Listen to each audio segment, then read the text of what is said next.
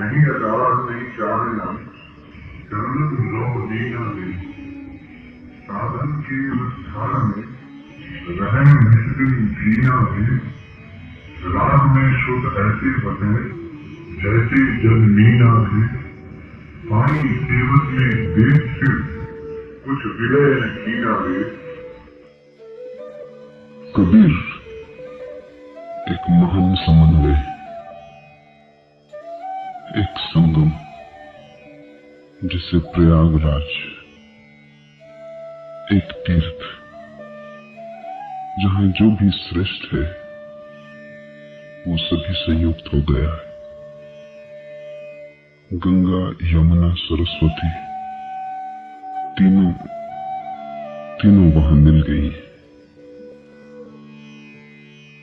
ज्ञान, कर्म और भक्ति तीनों को वहां मेल हो गया है। कर्म तो दिखाई पड़ता है, भक्ति को छिपाना मुश्किल। ज्ञान बहुत भीतरी धारा है, इसलिए तीर्थराज प्रयाग में गंगा यमुना तो दिखाई पड़ती है, सरस्वती अदृश्य।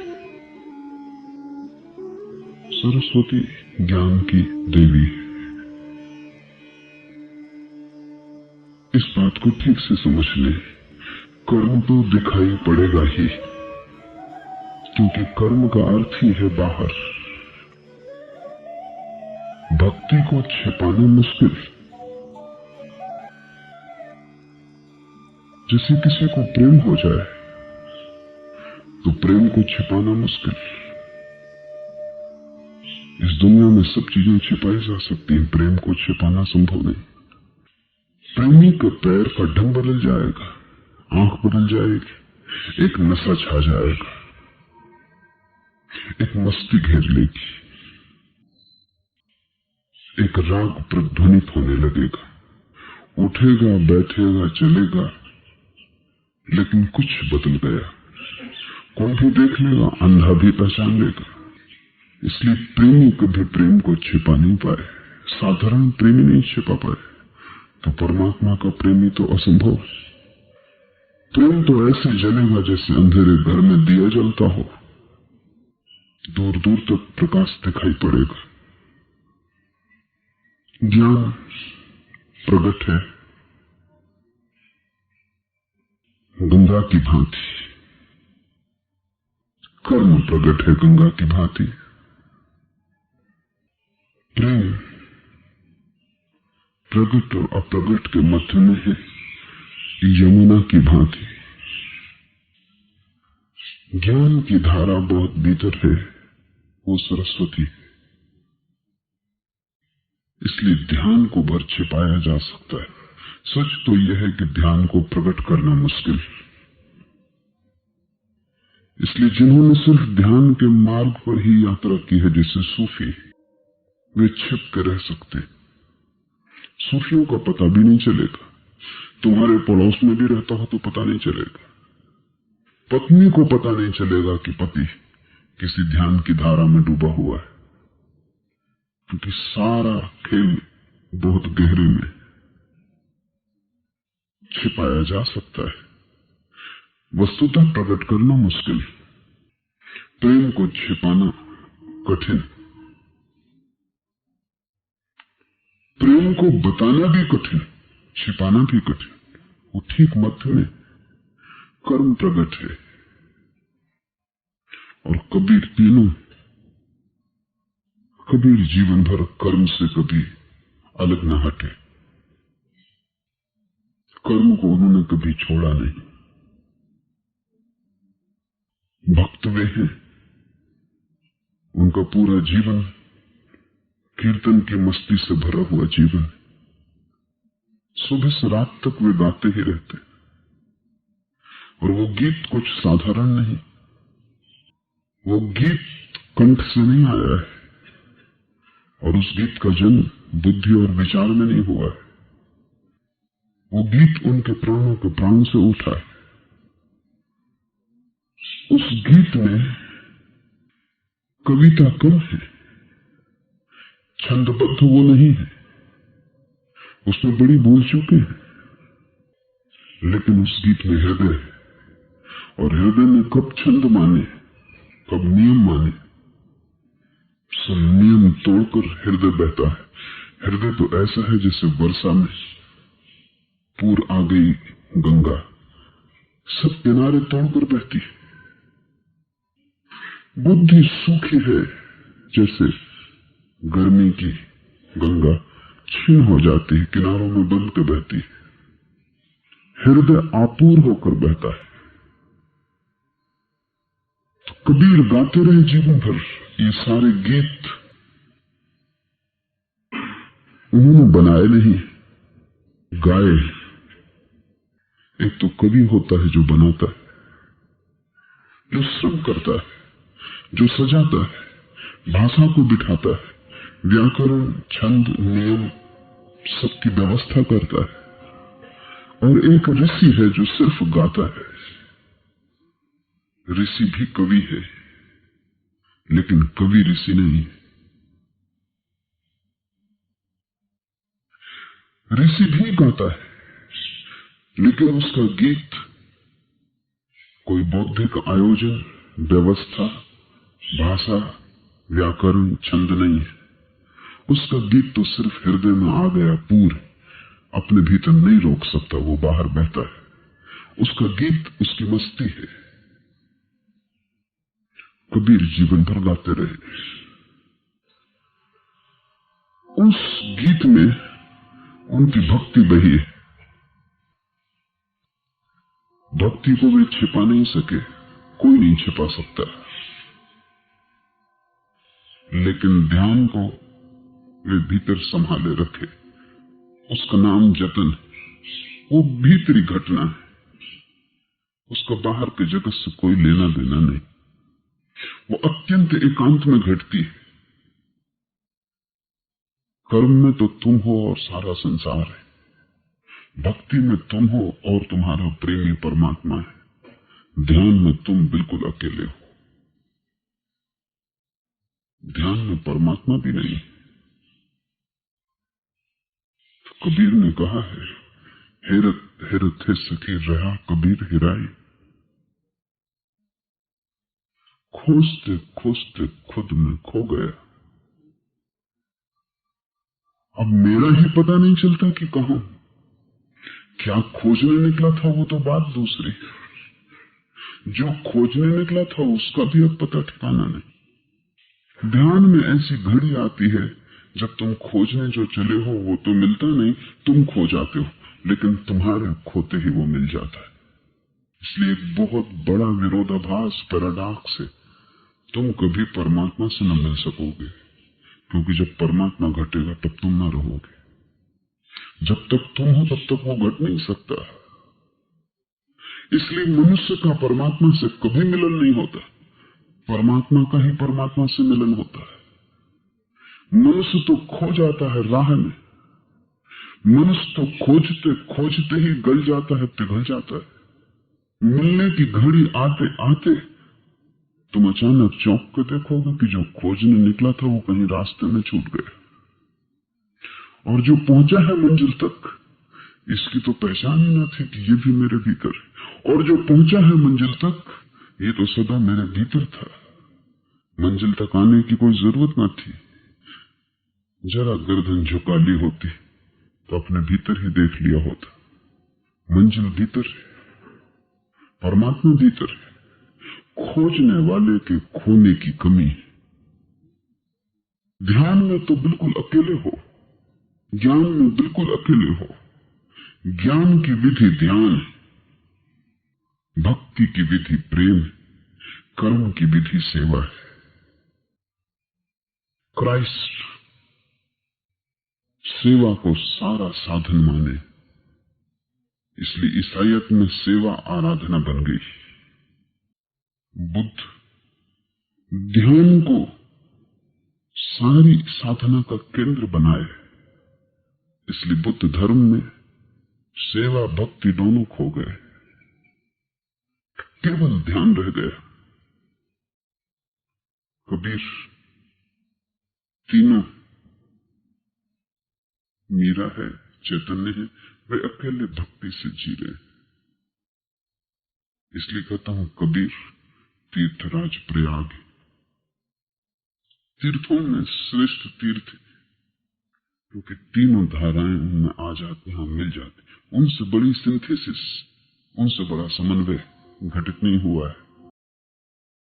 इसलिए कबीर को समझना भी मुश्किल, क्योंकि जहां तीन तीन अनूठी धाराएं आके गिरती हों, वहां बड़ी असुविधा हो जाएगी, तर्क कामना पड़ेगा। कभी कबीर ये कहते मालूम पड़ेंगे, कभी वो कहते मालूम पड़ेंगे, कभी कहेंगे, कभी उसका विरोध करेंगे, क्योंकि जो कर्म के लिए सच है वही भक्ति के लिए सच नहीं, और जो भक्ति के लिए सच है वही ध्यान के लिए सच नहीं। जो ध्यान के लिए सच है वो भक्ति में बाधा बन जाता है, जो भक्ति के लिए सच है वो कर्म में बाधा बन जाता है। इसलिए कबीर जैसे व्यक्ति के पीछे एक बड़ा रहस्य छूट जाता है, जिसको खोलने की चेष्टा चलती है सदियों तक, लेकिन खोला नहीं जा सकता।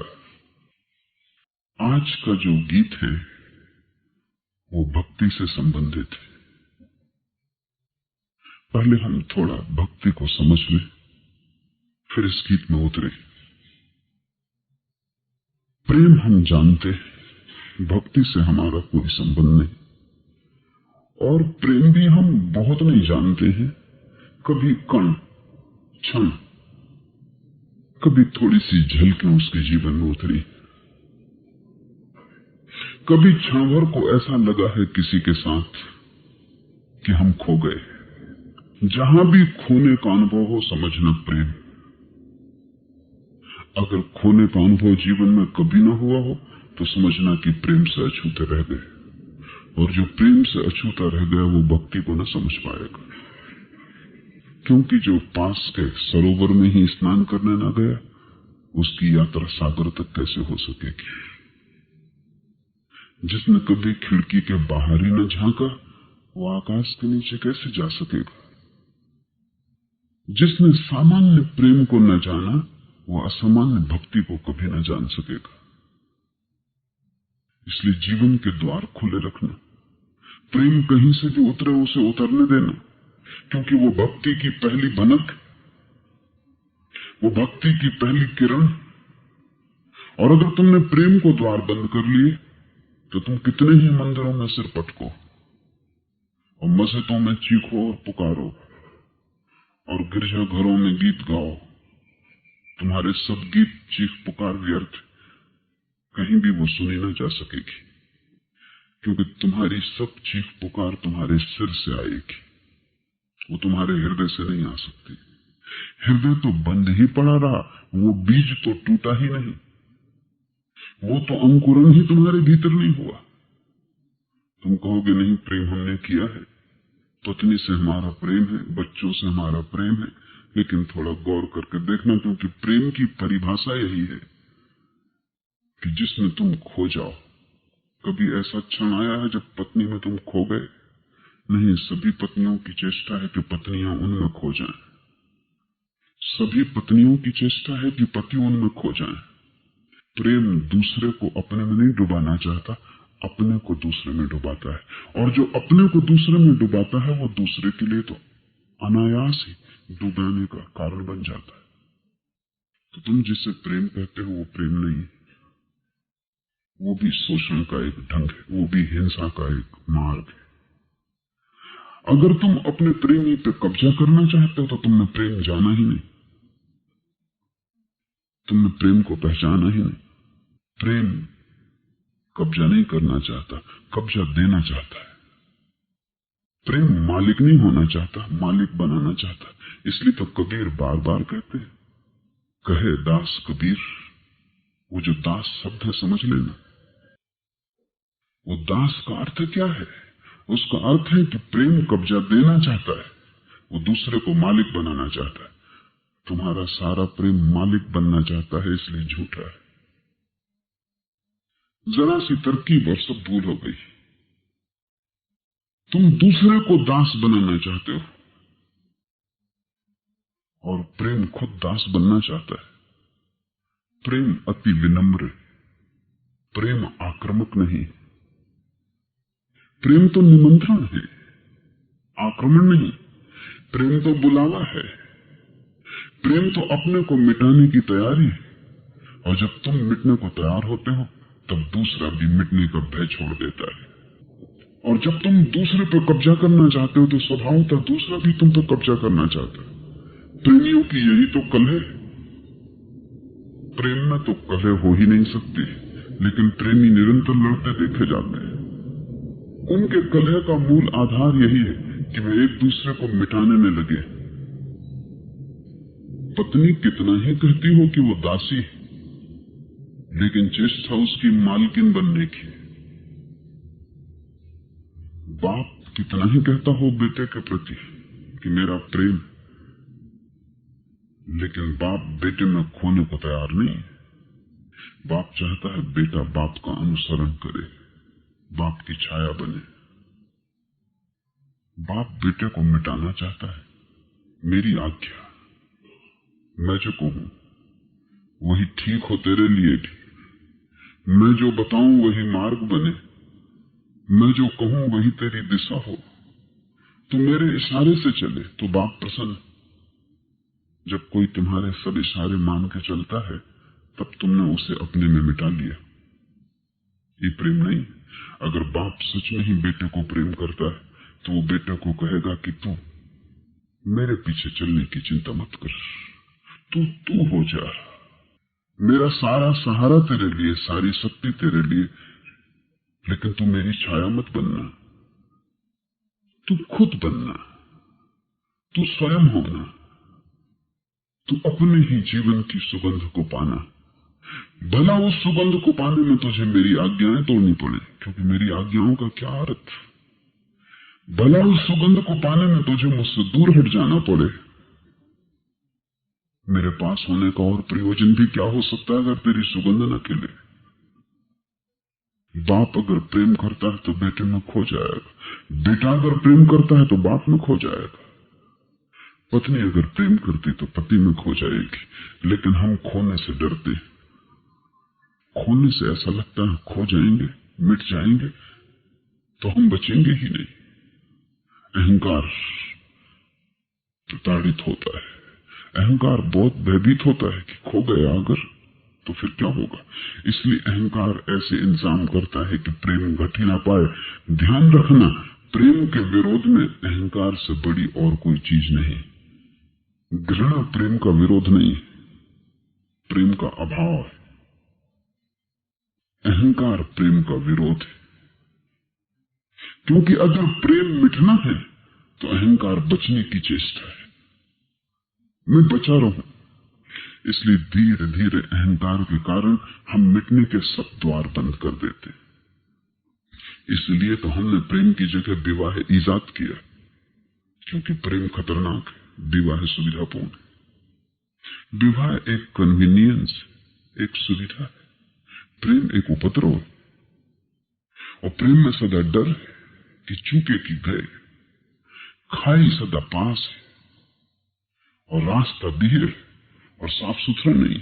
विवाह का रास्ता राजपथ, सीमेंट कंक्रीट का, हजारों उस पर चल रहे हैं। आगे पीछे बड़ी भीड़, सुरक्षा है, पुलिस चारों तरफ तैनात है, अदालतें किनारे खड़ी है, मजिस्ट्रेट अपनी वेशभूषा में सजे तैयार है। विवाह सामाजिक संस्था है। प्रेम व्यक्तिगत छलांग है। प्रेम में तुम अकेले हो, विवाह में पूरा जगत तुम्हारे साथ है। विवाह में कुछ गड़बड़ होगी तो अदालत में तुम पूछताछ कर सकोगे, वकील सहारा बन सकेंगे, कानून की किताबों में रास्ते खोजे जा सकेंगे। प्रेम में न कोई वकील साथ होगा, न कोई कानून की किताब होगी। प्रेम की दुनिया में अब तक कोई किताब प्रवेश नहीं कर पाई और किसी वकील को वहां कोई जगह नहीं है। प्रेम में तुम निपट अकेले हो। अकेले होने से डर लगता है। और फिर प्रेम का मतलब ही मिटना है, और मिटने में लगता है जिससे मृत्यु हो जाएगी। इसे ध्यान रखो। 3 चीजों से मैं अनुभव करता हूं लोग डरे हुए। सैकड़ों लोगों के जीवन की उलझनों को सुलझाते सुलझाते 3 चीजें मैं निकाल पाया जिनसे वो डरे हुए। एक प्रेम, और जो प्रेम से डरा है वो परमात्मा से डर गया, क्योंकि वो उसके आखिरी परिणाम है। दूसरा मृत्यु, और जो मृत्यु से डर गया वो जीवन से डर गया, क्योंकि मृत्यु जीवन की अंतिम घटना है, शिखर है, निष्पत्ति है, सारा जीवन का निचोड़ है। और तीसरा ध्यान, क्योंकि ध्यान प्रेम और मृत्यु दोनों जैसा है, उसमें मरना भी होता है और परमात्मा का पाना भी होता है। इसलिए सबसे ज्यादा खतरनाक ध्यान प्रेम से डरे कि परमात्मा का द्वार बंद हुआ। जब तुम सामान्य किसी स्त्री और किसी पुरुष के साथ भी न डूब के मिट सके, तो तुम इस विराट अस्तित्व के साथ कैसे डूब पाओगे? तुम लड़ोगे, संघर्ष करोगे, तुम अपने को बचाओगे, और जितना तुम बचाओगे उतना ही तुम पाओगे कि तुम कमजोर होते जा रहे हो, क्योंकि किससे तुम लड़ रहे हो? तुम अंश हो इस विराट के, इससे तुम लड़ कैसे सकोगे? तुम इसी से पैदा हुए हो, तुम एक लहर की भांति हो, लहर सागर से लड़ेगी कैसे? तुम वृक्ष में खिली हुई एक नई कौपल हो, ये कौपल पूरे वृक्ष से संघर्ष कैसे करेगी? और अगर संघर्ष भी करेगी तो क्या जीत सकती? हार निश्चित है। जो भी लड़ेगा वो हारेगा, जो भी अपने को बचाएगा वो मिटेगा। जीसस ने कहा है, बचाया कि तुम खो जाओगे, खो गए कि फिर तुम्हारे मिटने का कोई उपाय नहीं। हम समर्थ से लड़ कैसे सकेंगे? जैसे मेरा हाथ मुझसे ही लड़ने लगे तो हाथ जीतेगा कैसे? हाथ पागल हो गया, हारेगा, मिटेगा, अपने ही श्रम से अपने को ही नष्ट कर लेगा। विराट के साथ तो लीन होना पड़ेगा, सब संघर्ष छोड़ देना पड़ेगा। वहां तो शरण, जो कबीर कहते हैं, वहां तो चरणों में विलीन हो जाना पड़ेगा। उस विराट छलांग का पहला पाठ प्रेम है। लेकिन हम प्रेम से डर गए हैं, हमने विवाह का आयोजन कर लिया। विवाह शुभ है अगर प्रेम के फूल की तरह आए, अगर वो प्रेम में ही लगे। लेकिन विवाह अशुभ है अगर वो आयोजन से आए, अगर व्यवस्था से आए। बड़ी हैरानी की बात है, माँ बाप, परिवार, पंडित, पुरोहित, समाज, पंच, वे तय करते हैं, और जिनके बाबत वो तय करते हैं उनसे कभी पूछते भी नहीं। वो जानते हैं उनसे पूछना खतरनाक है। क्यों? क्योंकि वो जानते हैं वे अभी अनुभवी नहीं। ध्यान रखो, अनुभव हमेशा प्रेम के विरोध में होगा। अनुभवी का मतलब है अहंकारी, गैर अनुभवी का मतलब है निरंकारी। बच्चे प्रेम में पढ़ सकते हैं, बूढ़े प्रेम में नहीं पढ़ते। इतना अनुभव हो गया है उन्हें, और अहंकार इतना अनुभव से भर गया है कि अब ऐसी भूल वे नहीं कर सकते। और जिसे वे भूल कह रहे हैं उन्हें पता नहीं वो भूल नहीं थी, उसको चूक कर ही वे सब चूक गए। क्योंकि बड़ी से बड़ी कला मिटने की, पिघलने की कला है। इस तरह पिघल जाने की कि सीमा खो जाए, इस तरह पिघल जाने की कि मुझे पता ही न चले कि मैं हूं। प्रार्थना की पहली झलक प्रेम में आती है, और परमात्मा की अंतिम परिणति भी प्रेम में ही होती है। भक्ति प्रेम का विस्तार है, लेकिन बीज हो तो विस्तार हो जाए, बूंद हो तो सागर भी बन सकता है। बूंद ही ना हो तो क्या करें? इसलिए पहले तो भक्ति के मार्ग पर जाने के क्षण में सोचना कि जीवन में प्रेम आया। अगर नहीं आया तो वो मार्ग भूल के मत चुनना, क्योंकि तुम्हारा सब प्रयास व्यर्थ होगा।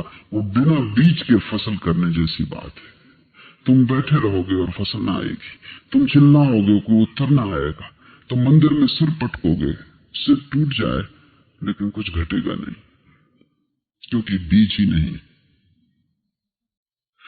जिनके जीवन में प्रेम ना आ पाया हो, भक्ति उनके लिए मार्ग नहीं, उनके लिए ध्यान, उनके लिए कर्म, लेकिन भक्ति नहीं। क्योंकि ध्यान बिना प्रेम के भी हो सकता है। तुम अकेले हो, दूसरे से कुछ संबंध जोड़ना नहीं। भक्ति तो आत्यंतिक संबंध है, ध्यान सब संबंधों का तोड़ना है। दोनों बिल्कुल विपरीत दिखाई पड़ते हैं, लेकिन परिणाम एक है। प्रेम को समझ लेना, प्रेम का सूत्र है डूबना, मिटना, पिघलना, अपने को खोना। और जब यह खोना किसी एक व्यक्ति के साथ नहीं बल्कि समस्त के साथ हो जाए तो भक्ति। भगवान कोई व्यक्ति नहीं, भगवान तो समष्टि है, सब का नाम भगवान। जब तुम्हारा प्रेम ऐसा विराट हो जाए कि चाहे चट्टान हो, चाहे वृक्ष हो, चाहे आदमी हो, चाहे जानवर हो, जहां तुम आंख डालो वहीं तुम्हें भगवान दिखाई पड़ने लगे। जहां तुम्हारी आंख जाए वहीं तुम उसे मौजूद पाओ। जब तुम्हारा प्रेम ऐसा सघन हो जाए कि पत्ते पत्ते में उसकी झलक मिलने लगे और कण कण में उसकी धुन सुनाई पड़ने लगे, तब भक्ति। पर प्रेम का पाठ सीख लेना जरूरी है। मेरे देखे ये संसार एक पाठशाला है जहां हम परमात्मा के लिए तैयार होते हैं। ये संसार परमात्मा के विरोध में नहीं है, ये उसकी तैयारी है। और इस संसार के सारे संबंध उस आत्यंतिक संबंध की पूर्व व्यवस्थाएं। ऐसा होना ही चाहिए, क्योंकि संसार अगर परमात्मा के विरोध में हो, परमात्मा अगर संसार के विरोध में हो तो संसार बच ही कैसे सकता है? इसके होने का आधार ही खो जाएगा। इसलिए जिन लोगों ने सिखाया है कि परमात्मा को पाना है तो संसार के विरुद्ध हो जाओ, उन्होंने गलत सिखाया है। संसार के विरुद्ध होने से परमात्मा नहीं मिलेगा, संसार के अतिक्रमण से परमात्मा मिलेगा। और ये दोनों बातों में बड़ा भेद है। अतिक्रमण का अर्थ है संसार के ऊपर उठ जाओ। वो विपरीत जाना नहीं है, संसार का अनुभव जितना सघन होगा उतने ही तुम ऊपर उठने लगोगे। जैसे जैसे तुम प्रेम में उतरोगे, सांसारिक प्रेम में, वैसे वैसे तुम पाओगे कि संसार खोता जाता है और परमात्मा प्रकट होता जाता है। अगर तुम एक व्यक्ति के भी प्रेम में ठीक से डूब जाओ तो वही व्यक्ति थोड़े दिनों में खो जाएगा और दरवाजा बन जाएगा, और उस दरवाजे से तुम पाओगे परमात्मा की पग ध्वनि सुनाई पड़ने लगी। लेकिन तुम एक के भी प्रेम में नहीं खो सकते। तुम बड़े कठोर, तुम्हारा हृदय बिल्कुल पत्थर की तरह हो गया है। तुम प्रेम की बातचीत भी करते हो, कविता भी गुनगुना लेते हो, लेकिन सब सिर में होती है बातचीत। हृदय से कहीं कोई कंपन नहीं उठता, हृदय अछूते ही रह जाता है। तुम्हारी बुद्धि का ही सारा उपक्रम होता है। और जब तक हृदय न छू जाए, जब तक हृदय अप्लावित न हो जाए, जब तक हृदय में रसधार न बहने लगे, जब तक हृदय में तुम्हें अनुभव न होने लगे कि एक नया कंपन, एक नई सिरहन पैदा हो गई। ये जो धड़कन है हृदय की, इस धड़कन के पीछे छिपी एक और धड़कन, उसे तुमने नहीं सुना। ये धड़कन तो सिर्फ खून की चाल से पैदा होती, एक और धड़कन जो प्रेम की चाल से पैदा होती। सदा से अलग अलग कोनों में पृथ्वी के, अलग अलग जातियों में, अलग अलग संस्कृतियों में एक दूसरे से बिल्कुल अपरिचित, अनजान, लेकिन जब भी प्रेम की बात होती थी, जब भी प्रेम की चर्चा होती तो लोग हृदय पर हाथ रख लेते। इस संबंध में कोई भेद नहीं, ये हैरानी की बात है।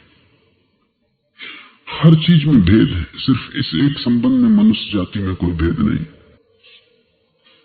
निश्चित ही ये हृदय पे हाथ रख लेना कोई सांस्कृतिक और सामाजिक घटना नहीं हो सकती, अस्तित्वगत एग्जिस्टेंशियल होगी, क्योंकि सामाजिक होती तो भेद होते।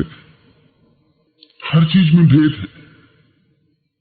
ऐसी जातियां हैं जहां हां के लिए सिर को ऊपर नीचे हिलाया जाता है, ऐसी जातियां हैं जहां हां के लिए दाएं बाएं हिलाया जाता है, ऐसी जातियां हैं जहां ना के लिए हम दायां बायां हिलाते, ऐसी जातियां हैं जहां ना के लिए हम ऊपर नीचे हिलाते। निश्चित ही वो सिर का हिलना सांस्कृतिक सामाजिक सिखावन अस्तित्वगत नहीं। छोटी छोटी चीजों में फर्क है। मैंने बहुत खोज की, एक ही चीज में फर्क नहीं है, और वो है जब भी प्रेम की बात उठे तो लोग हृदय पर हाथ रख लेते। ये हृदय पर हाथ रखना अस्तित्वगत है।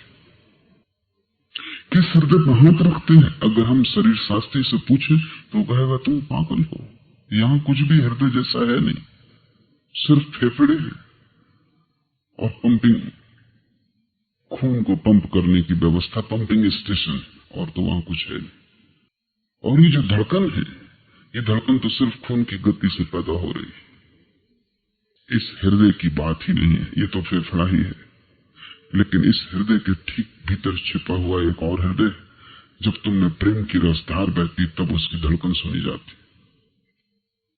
कबीर उसी हृदय की बात कर रहे हैं। लेकिन वो रसधार बहती तब है जब अहंकार की चट्टान टूट जाती है। अहंकार की चट्टान ही उस हृदय के द्वार पर रखी है, उसकी वजह से ही दूसरी धड़कन तुम सुन नहीं पाते हो। अब हम इन सूत्रों में प्रवेश करने की कोशिश करें। भक्ति का मार्ग जीना रे। कहते हैं कबीर कि भक्ति का जो मार्ग है बहुत नाजुक, बहुत डेलिकेट होगा ही। कर्म का मार्ग सबसे ज्यादा स्थूल है। भूखे को रोटी दो, बीमार का पैर दाब दो, गरीब की सहायता करो, असहाय की सेवा में लगो। कर्म का मार्ग सबसे ज्यादा स्थूल है। इसलिए पश्चिम में क्रिश्चियनिटी का इतना प्रभाव पड़ सका, क्योंकि पश्चिम की पकड़ बहुत स्थूल है, मेटीरियलिस्टिक है। जितना ज्यादा पदार्थवादी व्यक्ति होगा उतना ही ज्यादा कर्म का मार्ग निकट मालूम पड़ेगा, क्योंकि पदार्थ के सबसे ज्यादा करीब कर्म है। कर्म जैसे तुम्हारे घर का पहला द्वार है, करो, लेकिन जो भी करो उसे परमात्मा पर समर्पित करके करो। इसलिए क्रिश्चियनिटी बहुत प्रभावी हुई। आधी दुनिया आज ईसाइयत के साथ है। उसका कारण भी साफ है, क्योंकि ईसाइयत की सारी प्रक्रिया कर्म की है। दूसरे धर्मों को भी ईसाइयत से प्रतियोगिता करनी पड़ती है, इसलिए वो भी कर्म की थोड़ी बहुत बात करते हैं, लेकिन जमती नहीं बात, क्योंकि उनके प्रयोग ज्यादा गहरे और सूक्ष्म हैं और उनसे मेल नहीं खाते। हमने कभी सोचा ही नहीं कि सन्यासी जाके गरीब के पैर दबाएगा। यहां तो गरीब ही सन्यासी के पैर दबाता रहा है। सेवा हम सन्यासी की करते रहे हैं, सन्यासी से हमने सेवा की अपेक्षा नहीं की। हम सोच ही नहीं सकते कि बुद्ध और महावीर अस्पताल में मरीजों की सेवा कर रहे हैं। मरीज करने भी न देंगे, बगावत हो जाएगी उनके खिलाफ की, हट जाएंगे, भाग जाएंगे मरीज की हमारी सेवा। ये कैसे हो सकता है? क्योंकि बुद्ध और महावीर अंतिम जो गहरे से गहरा तत्व है ध्यान, वहां खड़े हैं। ध्यान सूक्ष्म है, अति सूक्ष्म। कर्म स्थूल है, अति स्थूल है। दोनों के मध्य में नाजुक भक्ति है। लेकिन भक्त की भी बहुत प्रभावना नहीं हो सकी, क्योंकि भक्त गाता है, नाचता है, मस्त है। लेकिन तुम्हारी मस्ती से दूसरे को क्या मिलेगा? भूखे को रोटी नहीं मिलेगी, बीमार को इलाज नहीं हो जाएगा। इसलिए दोनों मार्ग ज्ञान और भक्ति के धीरे धीरे धूमिल हो गए, और एकदम स्थूल जो है, सबसे ज्यादा स्थूल जो है कर्म का मार्ग, वो सामने रह गया। गीता पर हजारों टीकाएं, कोई 1000 से ऊपर। सबसे स्थूल टीका लोकमान्य तिलक की, लेकिन बड़ी प्रभावी हुई। इस मुल्क को खूब प्रभावित किया, क्योंकि कर्म पर लोकमान्य का जोर है। शंकर की सबसे ज्यादा सूक्ष्म है, क्योंकि ज्ञान पर जोर। रामानुज की डेलिकेट नाजुक भक्ति पर जोर। लेकिन रामानुज और शंकर सब फीके पड़ गए। लोकमान्य की व्याख्या बड़ी प्रभावी हो गई। भारत भी धीरे धीरे स्थूल की तरफ गिरा है। अब हमको भी वही दिखाई पड़ता है जो पदार्थ है। अब हम भी पदार्थ से ज्यादा कुछ नहीं देख पाते। सूक्ष्म को देखने की हमारी क्षमता भी कम हो गई है। नाजुक से हमारे संबंध टूट गए हैं।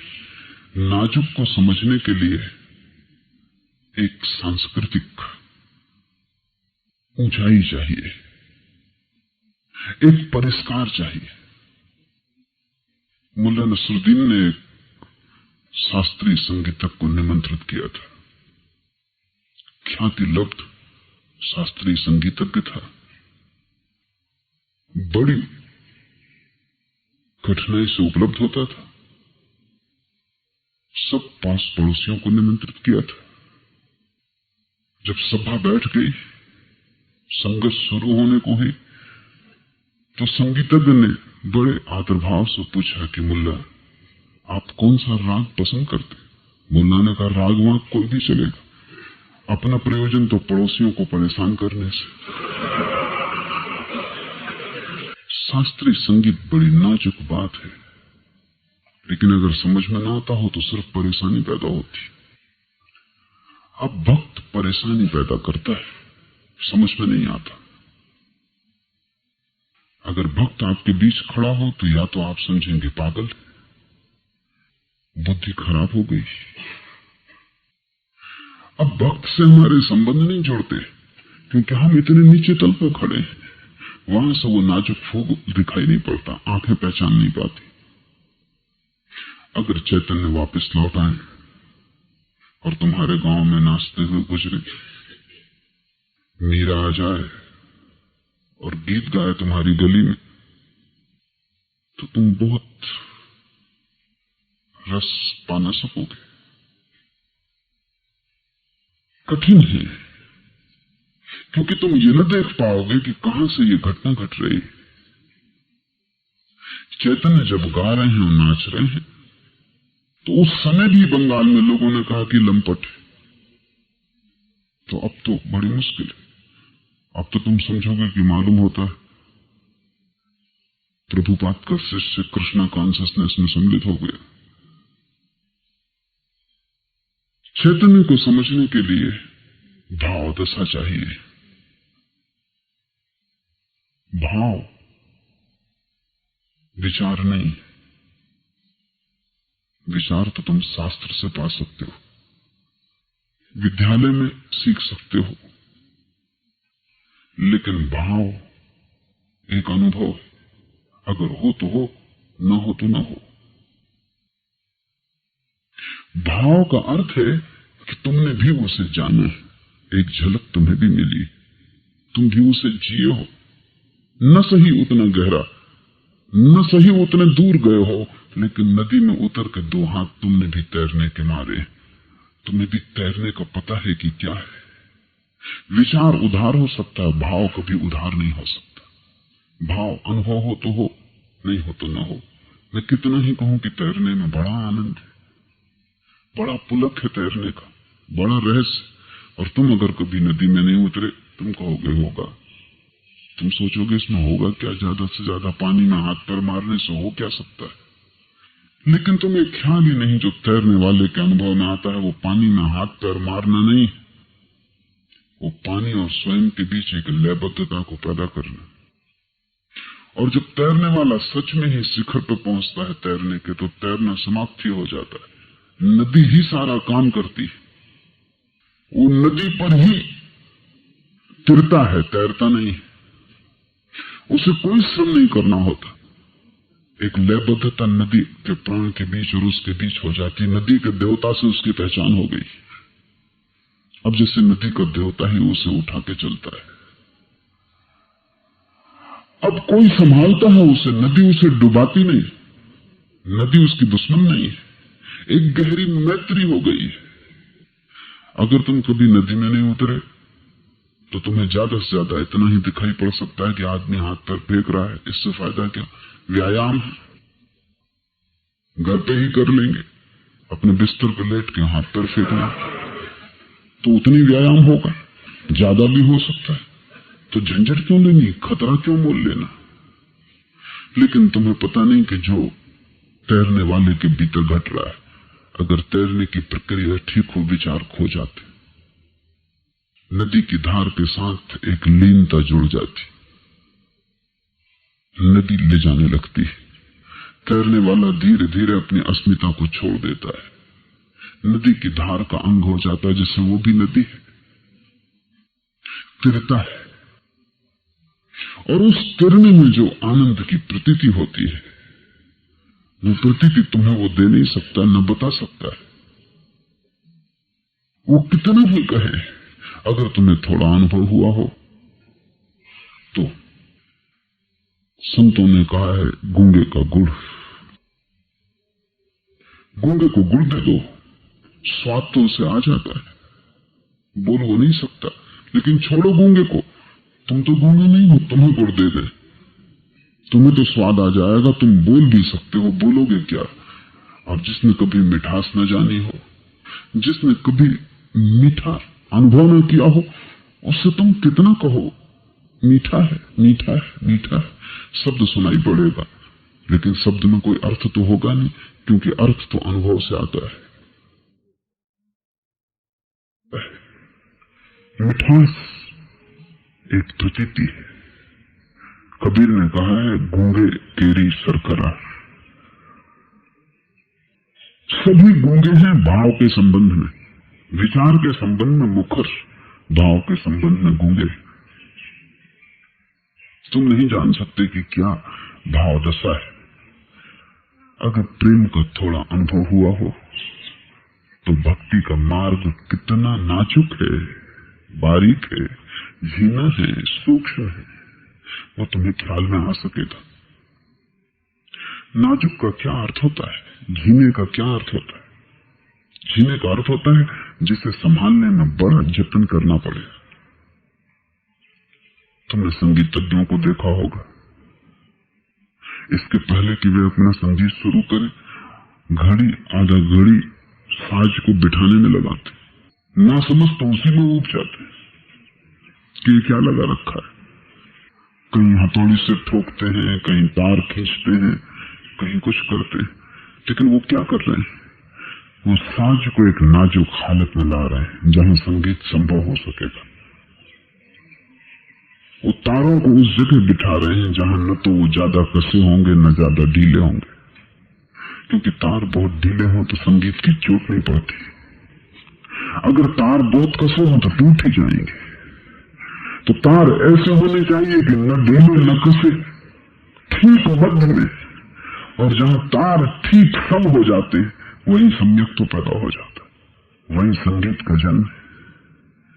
और ऐसी ही जीवन की कला है, भक्ति ठीक मध्य में पैदा होती। ज्ञान भी एक अति, कर्म एक अति, कर्मठ एक अति पर जीता है स्थूल, ज्ञान दूसरी अति पर जीता है सूक्ष्म, भक्त मध्य में जीता है।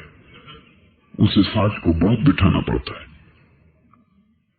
भक्त को संगीत के साथ बड़ा तालमेल बिठाना पड़ता है, नाजुक है।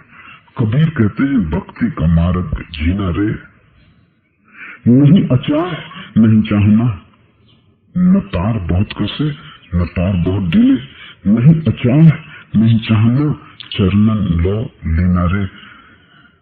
इस बात को समझ ले, ध्यान से सुन ले। नहीं अचाह नहीं चाहना, दो अतियां, एक चाह वासना और एक अचाह निर्वासना। और कबीर कहते हैं, भक्ति का मार्ग अति जीना रे, दोनों के मध्य में।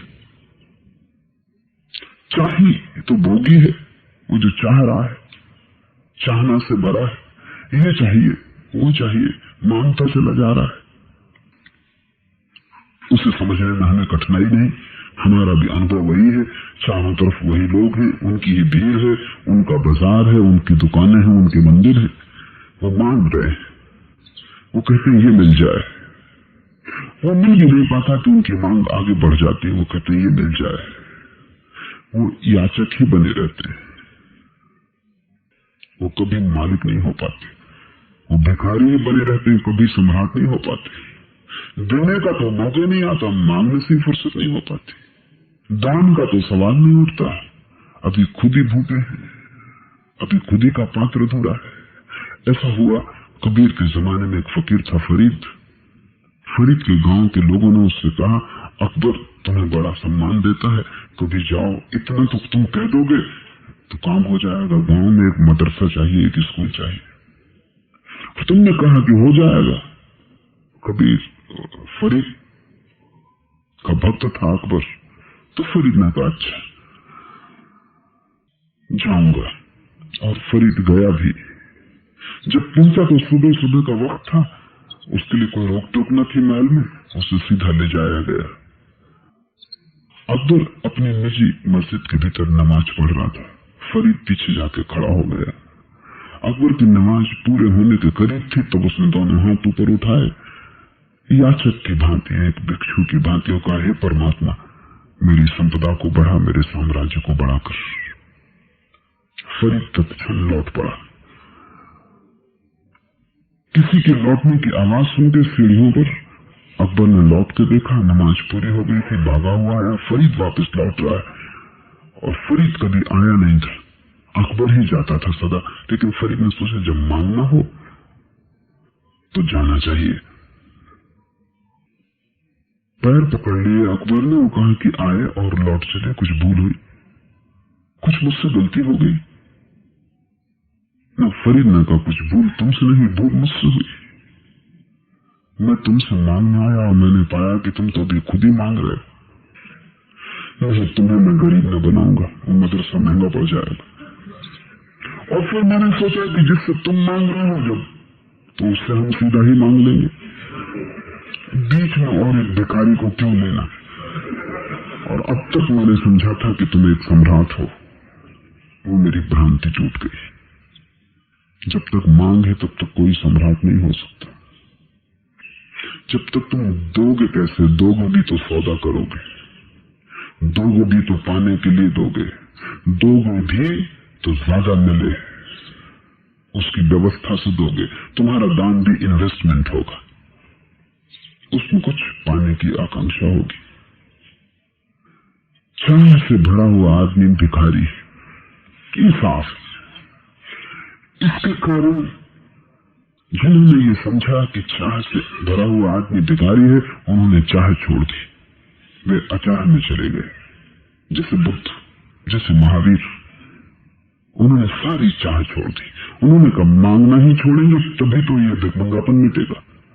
बात बिल्कुल सीधी है, तर्कयुक्त है, साफ है।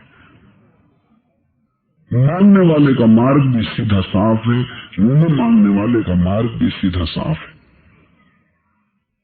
छोड़ दी चाह, नहीं रखी कोई वासना, तो महावीर और बुद्ध सम्राट हो गए। उन जैसे सम्राट खोजना कठिन है।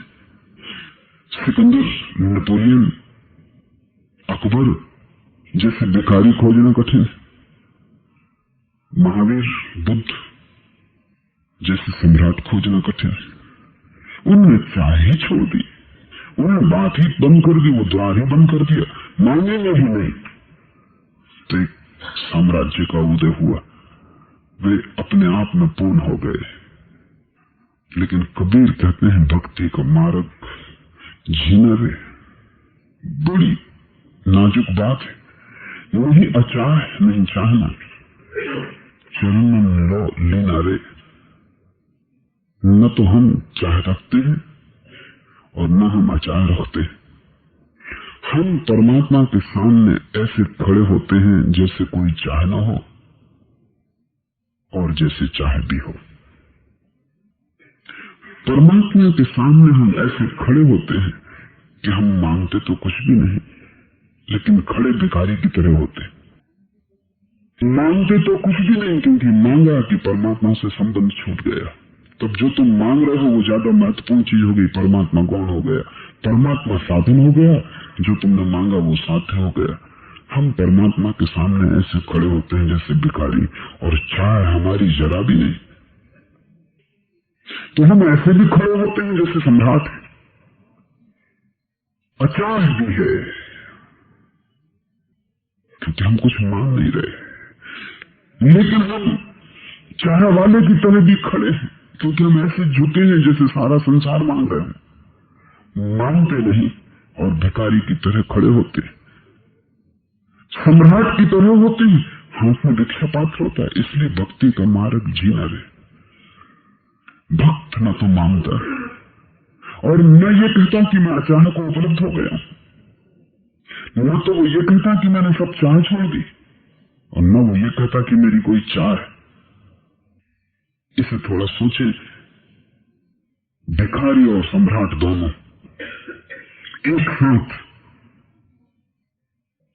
उसे कुछ भी दे दिया जाए तो कोई फर्क न पड़ेगा। ऐसा सम्राट रत्ती भर भी जोड़ेगा नहीं, जितना था उतना ही रहेगा, और खड़ा ऐसा है जैसे सारी चाह उसी की, सारा संसार परमात्मा को ही मांग रहा है, मांगा उसने रत्ती भर नहीं। मतलब ये हुआ जैसे सम्राट भिक्षा पात्र हाथ में लिए खड़ा हो। भिक्षा पात्र इसलिए कि परमात्मा के सामने खड़े होने का ढंग सम्राट का नहीं हो सकता, उसके सामने खड़े होने का ढंग भिखारी का ही हो सकता है। उसके सामने तुम कैसे अकड़ के खड़े होगे सम्राट की तरह? इसलिए तो महावीर बुद्ध दोनों ने परमात्मा से इंकार कर दिया कि वो है ही नहीं, क्योंकि जब तुम सम्राट की तरह खड़े हो तो परमात्मा कैसे हो सकता है? इसलिए महावीर बुद्ध की व्यवस्था में कोई परमात्मा नहीं, कोई परमात्मा का प्रश्न ही नहीं उठता। तुम स्वयं ही परमात्मा हो, बात खत्म हो गई। और तुम मंदिर जाते हो, मस्जिद जाते हो, तुम मांगने जाते हो। अगर हिंदू के मंदिर में तुम्हें न मिले तुम हिंदू से, और कोई कह दे कि फला पीर, कि फला मुसलमान फकीर, कि फला मुसलमान फकीर की कब्र वहां मिल सकता है, तो तुम चोरी छिपे वहां भी जाते हो, हिंदू भी बने रहते हो, मुसलमान फकीर की मजार पे भी पहुंच जाते हो। मांगने वाले का क्या भरोसा, उसकी क्या आस्था? भिखमंगे का कोई आस्था होती, जहां मिलेगा वहां जाएगा। इस घर मिला तो ठीक, नहीं तो दूसरे घर मांगेगा। मांगने वाले की न तो कोई आस्था है, न परमात्मा से कोई प्रयोजन है। वो जो मांगता है, अगर कोई कहे कि नास्तिक हो जाए, इस शर्त पर मैं देता हूं, तो वो नास्तिक हो जाए। वो कहेगा छोड़ो, परमात्मा से क्या लेना देना, हम तो इसीलिए जाते थे। तुम जाते थे कि मुझे स्वास्थ्य मिल जाए, बीमारी दूर हो जाए, परमात्मा दूर न कर पाया। और कोई कहता है कि हम तुझे एक दवा देते हैं और ठीक हो जाएगा, लेकिन आज से परमात्मा को छोड़ दे, तुम कहोगे बिल्कुल तैयार है, हम पहले से तैयार हैं।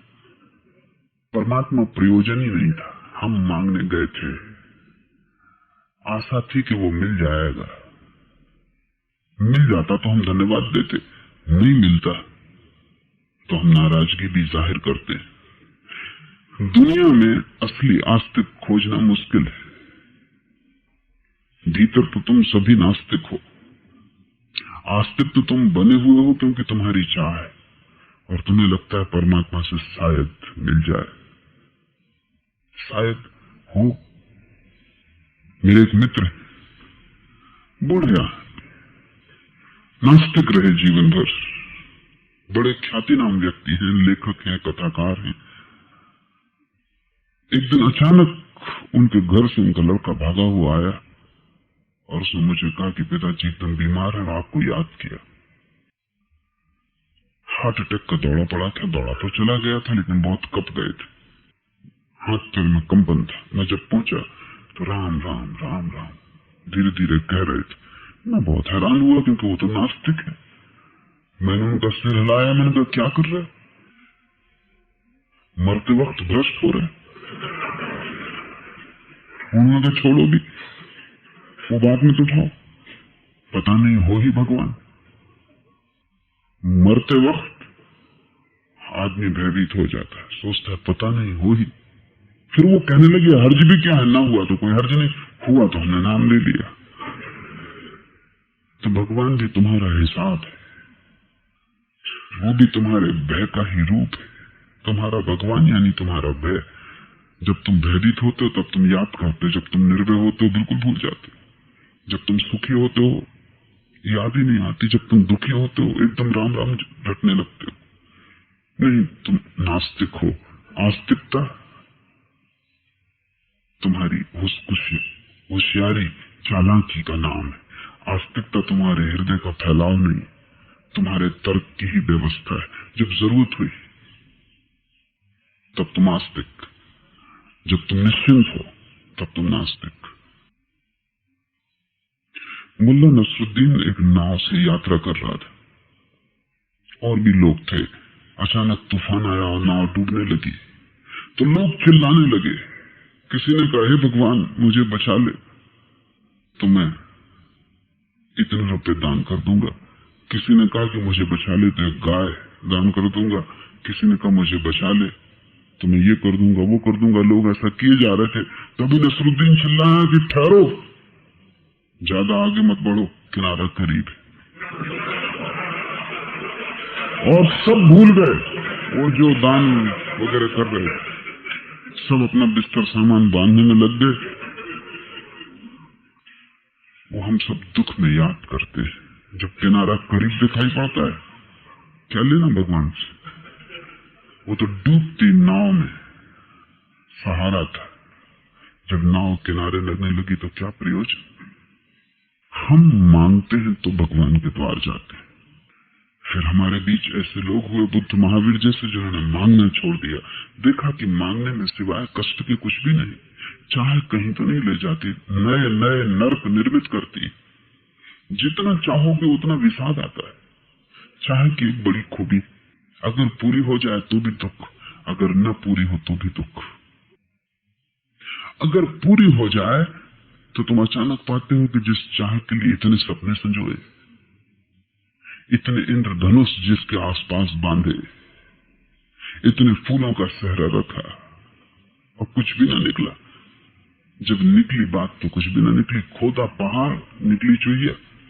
मिल जाए तो हमेशा ऐसा लगेगा कि इतना पहाड़ खोद के इस चुहिया के लिए परेशान हो रहे। अगर न मिले तो तुम दुखी, क्योंकि तुम सोचते हो पता नहीं मिल जाती तो क्या ना मिल जाता। एक पागल खाने में एक मनोवैज्ञानिक अध्ययन करने को गया तो सुपरिंटेंडेंट उसे घुमाने लगा। एक कमरे में एक आदमी चीख मार मार कर रो रहा था और हाथ में एक तस्वीर लिए छाती से लगाया था। तो उस मनोवैज्ञानिक ने पूछा, इस आदमी को क्या हो गया है? तो सुपरिंटेंडेंट ने कहा कि ये जो तस्वीर लिए हुए इस औरत को प्रेम करता था और ये औरत इसे मिल नहीं सकी, ये पागल हो गया। अब ये तस्वीर छाती से लगा के पीटता रहता, रोता रहता, चिल्लाता रहता। उसके बगल में ही दूसरे सींचों में बंद आदमी को देखा कि वो अपने बाल नोच रहा है और तस्वीर वो भी अपने हाथ में रखे है, उसे काटता है, फेंकता है, दीवार पर मारता है, लाश से दबाता है। पूछा, इसको क्या हो गया? उस सुपरिंटेंडेंट ने कहा, इसको वो औरत मिल गई। ये दोनों उसके प्रेम में थे, एक को नहीं मिली वो पागल हो गया, और ये इनको मिल गई है इसलिए पागल हो गया। चाहे पूरी हो तो पागल, चाहे पूरी न हो तो पागल, चाहे सब तरह से दुख देती। मिले तो विषाद आ जाता है कि कुछ भी न मिला, न मिले तो विषाद बना रहता है कि न मिल पाया। चाहे दुखी रहेगा, वासना से भरा हुआ दुखी रहेगा। जिसको ये दिखाई पड़ गया, जिसने थोड़ा जीवन को समझने की कोशिश की, जिसको ये समझ में आ गया, उसने चाह छोड़ दी। वो अचाह को उपलब्ध हो गया, निर्वासना को उसने सूत्र बना लिया। ये दोनों बातें सरल। कबीर कहते हैं, भक्ति का मार्ग जीना रे। मांगना कुछ भी नहीं है, फिर भी मांगने वाले की तरह खड़े हो गए हैं सम्राट। मांगने को कुछ भी नहीं, फिर भी दास की तरह झुके। नहीं अचाह नहीं चाहना, चरणन लो लीना रे। न तो मांगते हैं कुछ, न मांग है कुछ, लेकिन चरणों में प्रेम को लगा दिया है। चरणन लो लीना रे, बस चरणों को पकड़े। तुम चरण को पकड़ते हो कुछ मांगना हो तो, जब मांगने नहीं तो चरण किस लिए पकड़ना। इसलिए कबीर कहते हैं नाजुक है मार्ग, मांगना कुछ भी नहीं और चरण को पकड़े हुए। लेकिन जो भी इस अद्भुत घटना को उपलब्ध हो जाता है, मांगना कुछ भी नहीं और चरण को पकड़े हुए, थे सम्राट भिक्षा पात्र लिए झुके, उसे बहुत कुछ मिलता है, सब बिन मांगे मिलता है। बिन मांगे मोती मिले, बिना मांगे चारों तरफ बरसा होने लगती, क्योंकि ये आदमी तो सम्राट है और दास की तरह झुका है। महावीर को तुम झुका ना सकोगे। महावीर घुटने के बल हाथ जोड़ के प्रार्थना न कर सकेंगे। प्रार्थना का कोई संबंध ही महावीर से नहीं। जब मांगने नहीं है कुछ तो झुकना क्या, पागल हो गया, झुकने की क्या जरूरत। लेकिन तर्क तुम समझो तो एक ही है, मांगना है तो झुको, तर्क था। अब मांगना नहीं है तो मत झुको, वही तर्क है। ये कबीर अतर्क है, इसलिए भक्त से ज्यादा अतर्क आदमी खोजना कठिन है। भक्त एक पैराडॉक्स, एक विरोधाभास है, उसमें दो विपरीत मिल रहे हैं। वो दोनों के मध्य में एक तरफ से महावीर, एक सम्राट, दूसरी तरफ से एक साधारण भिखारी, दोनों एक साथ। नहीं अचाय नहीं चाहना, चरणन लो लीना रे। और ये जो चरणन में, चरणों में लवलीन होना है, चरणों में डूब जाना है, ये क्या है। तुम अगर झुको तो शरीर ही झुकता है, अहंकार तो भीतर खड़ा ही रहता, वो कभी नहीं झुकता। उसका ही झुकना, शरीर के झुकने का तो कोई मतलब नहीं। और जैसे ही अहंकार झुकता है वैसे ही तुम लवलीन होने लगते हो, वैसे ही एक नई मस्ती और एक नया रंग भीतर पैदा होने लगता है। इसलिए ज्ञानी तो रूखे सूखे तुम पाओगे। महावीर से कोई कविता पैदा होने वाली नहीं, कोई गीत भी पैदा नहीं होने वाला। महावीर नाचेंगे भी नहीं, तुम सोच भी नहीं सकते कि महावीर नाच रहे हैं। चैतन्य नाचेंगे, मीरा नाचेगी। भक्त तो गीला होगा, आर्द्र होगा, डूबा होगा। ज्ञानी सूखा होगा, ज्ञानी मरुस्थल जैसा होगा जहां हरियाली है ही नहीं। अंतिम अवस्था वो भी पालेगा, उसने भी पाली है, लेकिन होगा मरुस्थल जैसा। भक्त तो एक झरना होगा जो गाता ही रहता है। ज्ञानी चुप होगा, ज्ञानी मौन होगा, भक्त संगीत से भरा होगा। उसकी चुप्पी में भी गीत होगा, उसके गीत में भी चुप्पी होगी। वो मध्य में है, वो बोलेगा तो संगीत होगा, वो चुप रहेगा तो भी संगीत सुना जा सकेगा।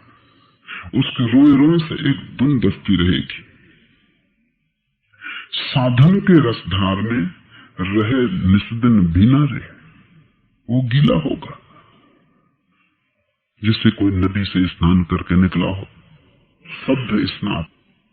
ऐसा भीना होगा जैसे हर वक्त रसधार में डूबा हुआ है।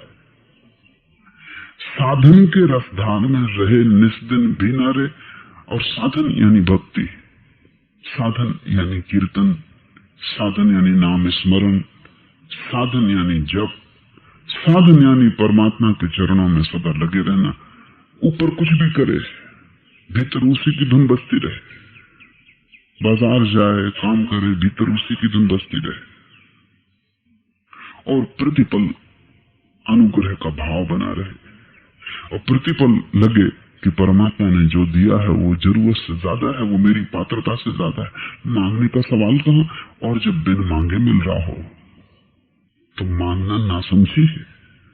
जब उसने जीवन दिया है, जब उसने प्रेम का धड़कता हुआ हृदय दिया है और जब उसने जीवन के आनंदित होने के इतने इतने आयाम दिए, तब और मांगने को क्या है? उसे प्रतिपल धन्यवाद देता रहे। सूफी फकीर हुआ बायजीद एक रास्ते से गुजरता था अपने भक्तों के साथ।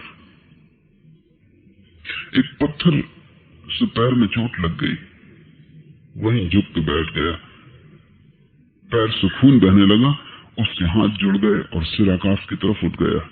भक्तों ने कहा कि क्या कर रहे हैं? हम तो समझे कि आप इसलिए झुके कि पैर में खून निकल रहा, चोट लग गई, पर हम देखते हैं कि आप प्रार्थना कर रहे हैं। बाजीद ने कहा, तुम्हें उसके राजों का पता नहीं। अगर आज वो न बचाता तो फांसी होनी थी, और फांसी को टाल के उसने सिर्फ पैर में जरा से पत्थर की चोट कर दी, और वो भी उसकी कृपा है याददाश्त दिलाने को। अगर भक्त के जीवन में कष्ट भी हो तो भी वो धन्यवाद देता है, अभक्त के जीवन में सुख भी हो तो भी शिकायत करता है। क्योंकि अभक्त को कितना ही सुख मिले, वो हमेशा सोचता है और ज्यादा मिल सकता था, इतना ही।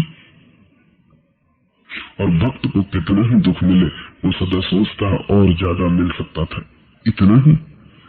दोनों के देखने के ढंग, दृष्टियां अलग अलग हैं। दोनों के ढंग ऐसे हैं कि अभक्त सदा दुखी रहेगा और सदा नर्क में जिएगा, और भक्त सदा स्वर्ग में रहेगा, सदा सुखी रहेगा। और तुम जब सुख में रहना सीख जाते हो तो सुख बढ़ता है, जब तुम दुख में रहना सीख जाते हो तो दुख बढ़ता है। स्वर्ग और नर्क आते हैं, और आदतें बड़ी मुश्किल से छोड़ती हैं पीछा। साधन के रसधार में रहे निस्दिन भिनारे, राग में श्रुत ऐसे बसे जैसे जल मीनारे। जैसे मछली पानी में है, ऐसे ही उस राग में सारे शास्त्र और सारा सत्य छिपा हुआ है। राग में श्रुत ऐसे बसे जैसे जल मीनारे, और जिसने भक्ति का वो राग पा लिया, वो धुन बजने लगी जिसके भीतर, और जो मस्त हो गया, जिसने पी ली वो शराब, जो उस नशे में डूब गया, वो पाएगा कि जैसे नदी में मछलियां हैं, ऐसे उस राग में सारा सत्य छिपा है जो श्रुतियों में लिखा है। शास्त्र जिसका गीत गाते, वो सब वहां छिपा ही हुआ उस रसधार में।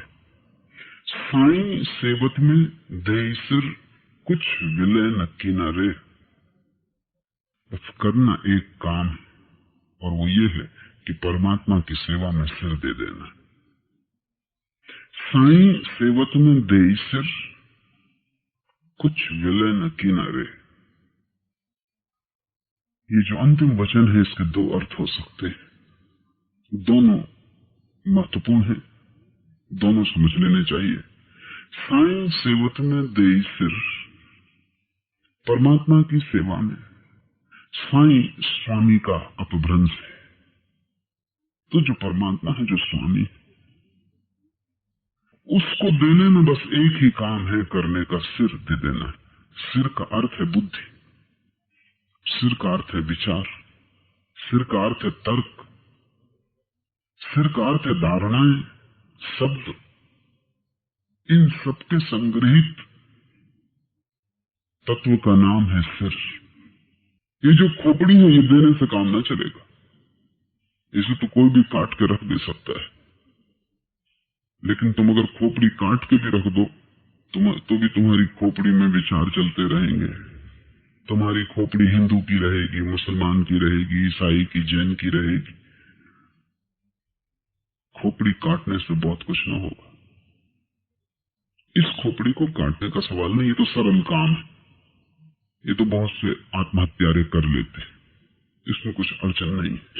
लेकिन ये खोपड़ी तो रहे बाहर से, भीतर से चली जाए, न विचार उठे, न तर्क उठे,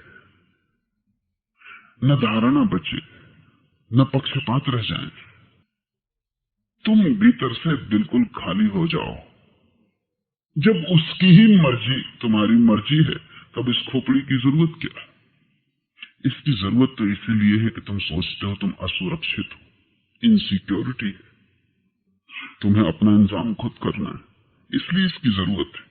इसलिए सोचो, विचारो, रास्ता बनाओ।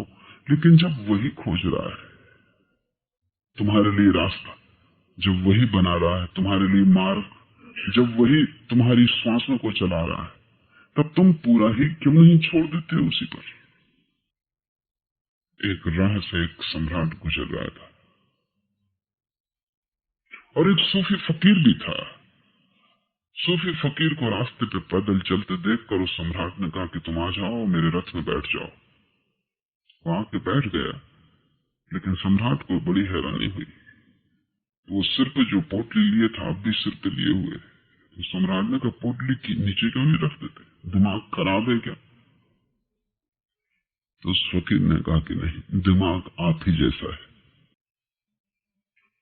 इसलिए नीचे नहीं रख रहा हूं कि आप मुझे बिठा लिया यही क्या कम, और रथ पे और वजन बढ़ाना ठीक नहीं।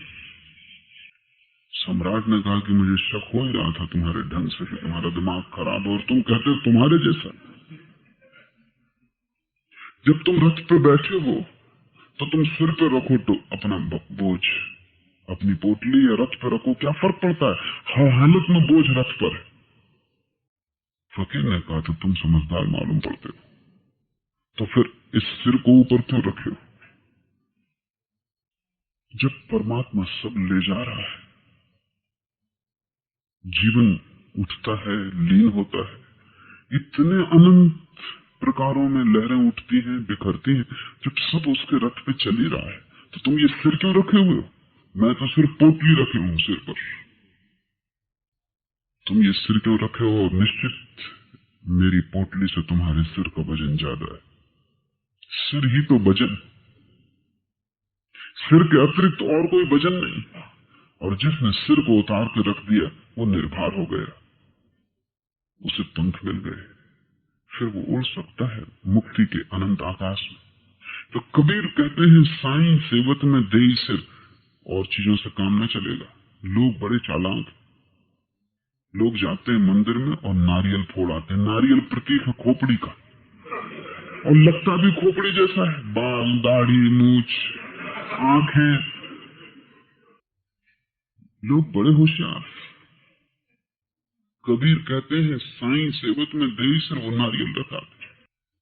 नारियल सिर जैसा लगता है, सिर रखाते। सिंदूर लगा देते मंदिर में, वो खून जैसा लगता है, लेकिन खून से ही पूजा हो सकती है।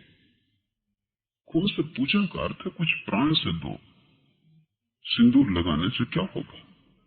लेकिन लोग कुशल, वो सब्स्टिट्यूट खोज लिए, उन्हें परिपूरक निकाल लिए। खून को बचाओ, लाल रंग का टीका लगा दो, सिंदूर लगा दो। सिर को बचाओ, नारियल को चढ़ा दो। और नारियल भी मंदिर में लोग सड़े ले जाते। मंदिर के नारियल अलग ही बिकते हैं बाजार में,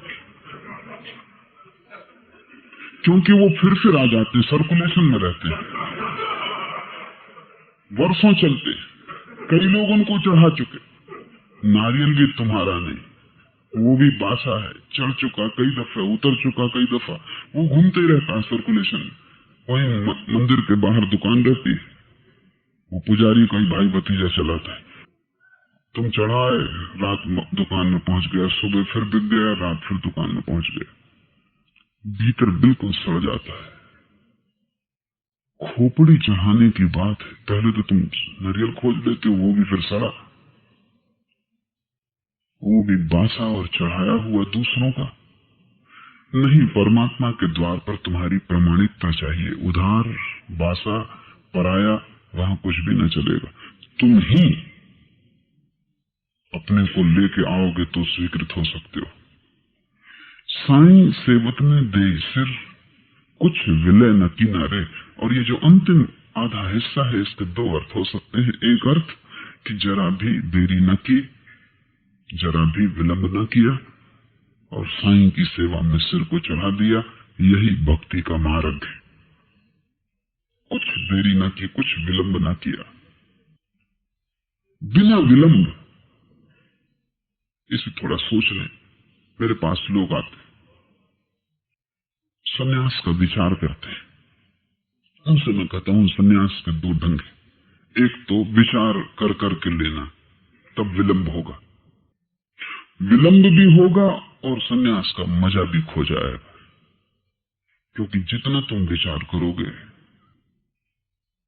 और जितना तुम अपनी बुद्धि को समझाओगे, तर्क दोगे, पक्ष विपक्ष में सोचोगे, और बुद्धि ने अगर निर्णय दिया कि हाँ ले लो, तो ये सन्यास बेकार है, क्योंकि ये बुद्धि का निर्णय है और बुद्धि के निर्णय से बुद्धि को कोई हटा नहीं सकता। और सन्यास का प्रयोजन ही इतना है कि बुद्धि हट जाए। तो अगर तुमने सोच सोच के लिया तो अर्थ ही खो जाता है एक दूसरा ढंग है छलांग का, कि तुम ले लो, तुम सोचो मत, बुद्धि को एक तरफ रख दो और तुम ले लो। अगर तुम बुद्धि को एक तरफ रख के लेते हो तो सन्यास लेते ही क्रांति शुरू हो जाती है, रूपांतरण शुरू हो जाता है, लेने में ही रूपांतरण शुरू हो जाता है, क्योंकि तुमने बुद्धि से पूछा नहीं। पहली दफा तुमने कुछ किया बिना बुद्धि के, पहली बार बिना बुद्धि के, बिना तर्क के, बिना सोचे विचारे तुम अनजान में गए, अंधेरे में गए, अज्ञात में गए। तो एक तो है बिना विलंब किए छलांग, उस छलांग का मूल्य वो छलांग है। अगर तुमने विलंब किया और सब तरफ से नाकजोक की सीढ़ी लगाई, फिर सीढ़ी से उतरे, सुगमता से पहुंच गए, बात ठीक हो गई, क्योंकि उसी छलांग में तो सारा राज था, उसी छलांग में तो सिर कटता। इस सीढ़ी लगाई सिर ने, ये व्यवस्था की सिर ने, इससे सिर न कटेगा। इसलिए तर्क से जो धर्म के पास आता है वो धर्म के पास कभी आ ही नहीं पाता। अतर्क, तर्क का कोई सवाल ही नहीं, ये तो पागलों का काम है, यहां बुद्धिमानों को प्रवेश नहीं। बुद्धिमान तो बाहर ही रह जाते हैं, उनकी बुद्धि ही उनके लिए उपद्रव हो जाती, पागल छलांग लगा जाते। ये तो मस्तों का काम है, ये तो उनका काम है जो व्यवसायिक नहीं है, जो जुआ पर दांव लगाना जानते। ये जुआड़ियों का काम है। एक तो व्यवसायी चित्त है जो सोचता है, विलय करता है, विलंब करता है, पोस्टपोन करता है, कल लेंगे, परसों लेंगे, सब तरफ से व्यवस्था जमा लेंगे, सोच लेंगे, सब तरफ से पूछ लेंगे, पता लगा लेंगे कि ठीक होगा लेना कि नहीं ठीक होगा लेना, 1000 लोगों से सलाह ले लेंगे, फिर इस सब में ही लेने का सारा अर्थ खो जाएगा। सन्यास एक छलांग है निर्बुद्धि की, उसी छलांग में सिर गिर जाता है। तो पहला तो अर्थ है कुछ विलय न किनारे, जरा भी विलंब न किया, जरा भी समय न जाने दिया, समझे और छलांग लगा ली। दूसरा अर्थ है साईं सेवत में दे सिर, कुछ विलय न किनारे, साईं की सेवा में, परमात्मा की सेवा में सिर चढ़ा दिया और फिर भी कुछ खोया नहीं, पाया। कुछ विलय न किनारे, सिर भी चढ़ा दिया और फिर भी कुछ खोया नहीं, पाया। और डरे थे नाहक कि खो जाएगा। बड़ी हैरानी की बात है, तुम्हारे पास कुछ है भी नहीं, फिर भी तुम डरे हो कि खो जाएगा। है क्या जिससे तुम भयभीत हो कि खो जाएगा? छलांग में बाधा क्या है? तुम्हारे पास कुछ होता तो डर भी ठीक था, कुछ है भी नहीं, और अगर कुछ है तो सब ऐसा है जो खोई जाए तो अच्छा है। दुख है, चिंता है, तनाव है, अशांति, संपदा के नाम पर कुछ भी नहीं, विपत्तियां बहुत है।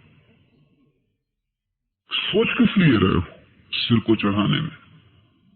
लगता है कुछ खो जाएगा। तुम उस नंगे आदमी की तरह हो जो नहाता नहीं, क्योंकि नहाएगा तो कपड़े निचोड़ेगा कहां, सुखाएगा कहां?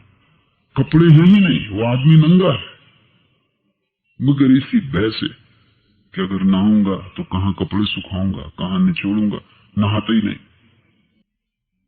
तुम्हारे पास कुछ होता खोने को तो भी बात अर्थपूर्ण थी, मगर तुम कभी लौट के विचारते भी नहीं कि क्या है मेरे पास। डरते हो देखने में, क्योंकि खाली अपने को देख के बहुत पीड़ा होगी, संताप होगा। पूरी जिंदगी व्यर्थ निकल गई है, कोई उपलब्धि नहीं है, कोई किनारा नहीं मिला, कोई मंजिल करीब नहीं आई है। भीतर तुम बिल्कुल खोखले हो, लेकिन तुम उस खोखलेपन को देखने में डरते हो, क्योंकि देखोगे तो भय लगेगा इसलिए तुम यहां वहां भटकते रहते हो, उस तरफ कभी नजर नहीं करते और सोचते रहते हो कि लेंगे, सोचेंगे कहीं कुछ खो ना जाए। नहीं कुछ खोने को तुम्हारे पास, और जैसे ही तुम सिर दे दोगे तुम पाओगे कि सब जो तुमने सदा चाहा और मांगा था उस सब की वर्षा हो गई। जीसस ने कहा है जो देगा उसे मिलेगा, जो बचाएगा वो खो देगा। और जीसस ने कहा है जिनके पास है उन्हें और दिया जाएगा, और जिनके पास नहीं है उनसे और भी छीन लिया जाएगा। बड़ा कठिन वचन मगर बड़ा सार्थक है, क्योंकि तुम्हारे पास वही बढ़ेगा जो है। अगर दुख है तो जगत में कोई भी चीज रुकती नहीं, हर चीज बढ़ती है। ख्याल रखना, अगर दुख है तो दुख बढ़ेगा, अगर प्रेम है तो प्रेम बढ़ेगा, अगर क्रोध है तो क्रोध बढ़ेगा। जगत में कोई चीज रुकती नहीं, बढ़ती है, हर चीज विकासमान है। अगर तुमने देर की तो तुम्हारे पास जो है वो बढ़ रहा है, तुम्हारा नर्क बड़ा होता जा रहा है। जीसस कहते हैं जो देंगे उन्हें मिलेगा, जो बचाएंगे वो खो देंगे, क्योंकि बचाने को है ही क्या तुम्हारे पास। तुम नर्क को ही बचाओगे, तुम स्वर्ग को बिल्कुल खो दोगे। तुम अपने को बचाओगे, तुम परमात्मा को बिल्कुल खो दोगे। और दूसरा वचन कहता है कि जिनके पास है उन्हें और दिया जाएगा। अगर परमात्मा तुम्हारे पास है तो और परमात्मा मिलता जाएगा, क्योंकि जो तुम्हारे पास है वो बढ़ेगा। और जिनके पास नहीं है, जीसस कहते हैं उनसे जो है वो भी छीन लिया जाएगा। साईं सेवत में दे सिर, कुछ विलय न किनारे। दे तो दिया सिर, सब दे दिया, और खोया कुछ भी नहीं, सब पा लिया। जिससे बूंद सागर में गिरती है तो इस तरफ से तो बूंद होना समाप्त हो जाता है, लेकिन उस तरफ से सागर हो जाती। खोती क्या है? बूंद होना खोती, सागर होना पाती। जैसे ही कोई अहंकार को खोता है बूंद खो जाती और ब्रह्म हो जाता है, सागर हो जाता है। क्षुद्र खोता है, विराट मिलता है। तुम बचा क्या रहे हो? तुम किस क्षण के लिए सोच रहे हो? किस लिए देर है और क्यों विलंब? जो करने जैसा लगता हो। कबीर कहते हैं साईं सेवक में दे सिर, कुछ विलय न किनारे। जरा भी विलंब की जरूरत नहीं। इमीडिएट तत्क्षण समझ आए छलांग ली जा सकती है, और जो तत्क्षण छलांग लेंगे वही ले पाएंगे। जिन्होंने जरा भी स्थगित किया वो चूक जाएंगे, क्योंकि स्थगित किया कि क्षण खो जाता है। द्वार करीब आता है, स्थगित किया दूर हो जाता है। मौका पास आता है, स्थगित किया दूर हो जाता है। जब मौका पास आए और जब लगे कि समझ के लिए साफ हो गया, समझ का अर्थ बुद्धि नहीं, समझ का अर्थ तुम्हारी समग्रता है। जब तुम्हारे पूरे प्राण को प्रतीत हो कि ठीक है, उस क्षण को मत चूकना। उस क्षण को तुम बहुत बहुत जन्मों तक चूके हो। उस क्षण विलंब न करना, उस क्षण सिर को दे ही देना। खोओगे तुम कुछ भी नहीं, बूंद खोएगी, सागर उपलब्ध होता है। आज इतना।